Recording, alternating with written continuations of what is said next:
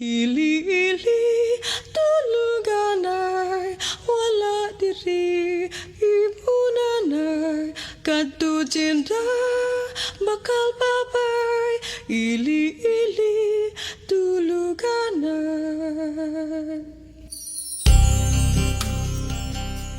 Beloved tiller of the soil, you are the most important worker in the country. You are the backbone of the nation. If you are sick, the nation cannot be healthy. If you are a slave, the nation cannot be free. Farmers of the Philippines, unite! United, you can lift your eyes with hope, for the future is in your hands.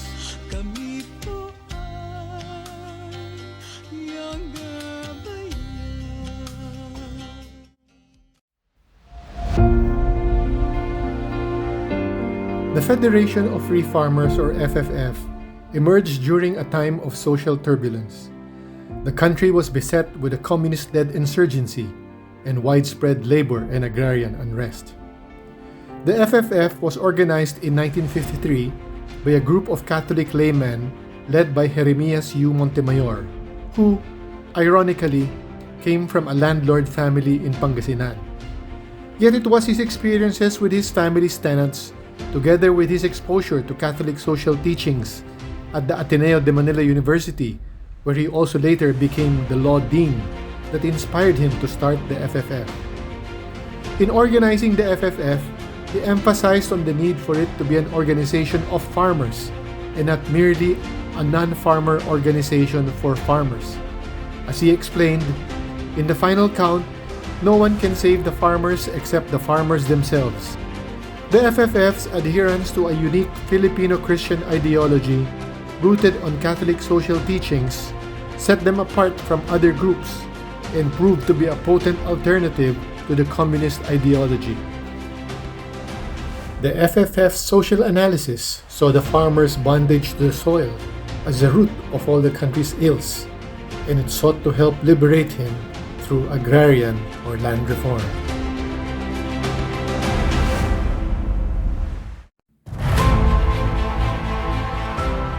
The FFF grew rapidly and had expanded from Luzon to Visayas and Mindanao by the mid-1960s.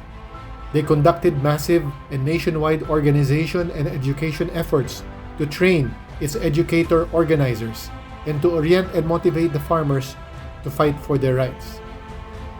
They provided legal aid to thousands of farmers, spearheaded mass political actions, put up their own radio shows and newspaper, set up a charity foundation. They even offered drama writing, acting, and production for farmers. From one organization, the FFF soon gave rise to other distinct entities, such as the Federation of Free Farmers Cooperatives, Inc., and its youth arm, the Junior Free Farmers.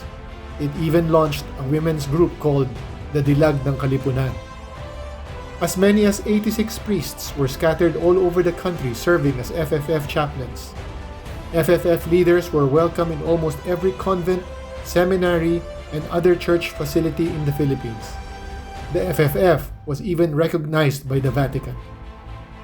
Militant youth organizations gave the FFF active support, particularly in its mass actions. They also gained support from students, professionals, government workers, and other labor leaders. The reputation and prestige of the FFF also extended well beyond Philippine borders, and it became associated with many prestigious international organizations. The FFF achieved progress in many fronts, but it was slow and certainly not easy.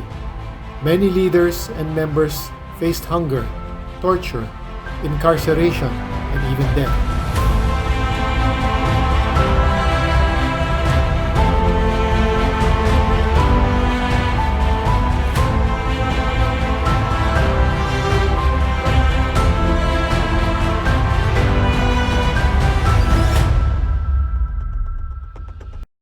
By the late 1960s and early 70s, the FFF had gained footholds in close to 50 provinces and had a mass base of over 200,000 farmers. It also established alliances with other farmer and labor organizations, some of whom adopted the FFF ideology as their own. Up to that point, the FFF, together with other peasant organizations, had been instrumental in the enactment of practically all the relevant laws and regulations on agrarian reform since the presidency of Magsaysay. The very existence of the Department of Agrarian Reform and the Land Bank of the Philippines was a direct result of their efforts.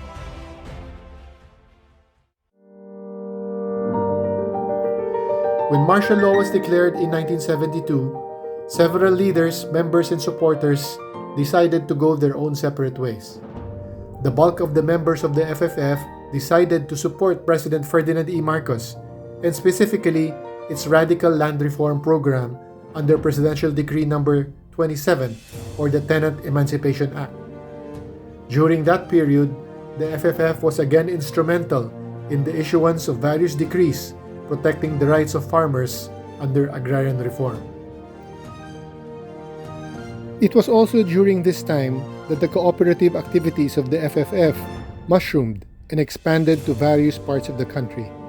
Barrio cooperatives were organized into provincial primaries, and the FFCI decentralized into the Federation of Free Farmers Cooperatives Inc., or FFFCI, which remains today as one of the most reputable agricultural cooperative federations in the country.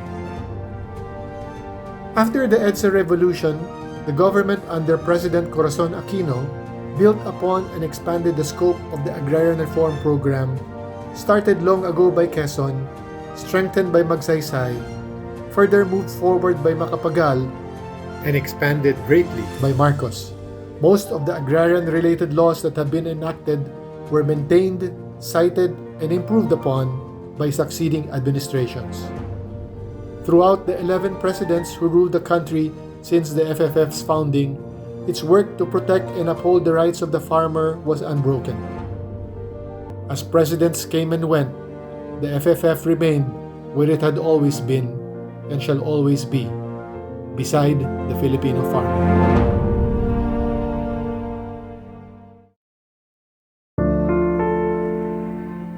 Today, agrarian reform has been implanted in the consciousness and conviction of the Filipino people. Nevertheless, significant challenges remain, such as the full distribution of remaining CARP areas, the immediate release and titling of all awarded lands, and protection against land conversion and land grabbing. Many other basic principles advocated by the FFF are now part of or embedded in the Constitution and in the laws and programs of government.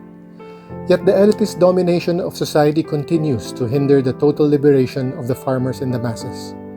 The party list system has been subverted, and attaining their legitimate share of political power remains elusive.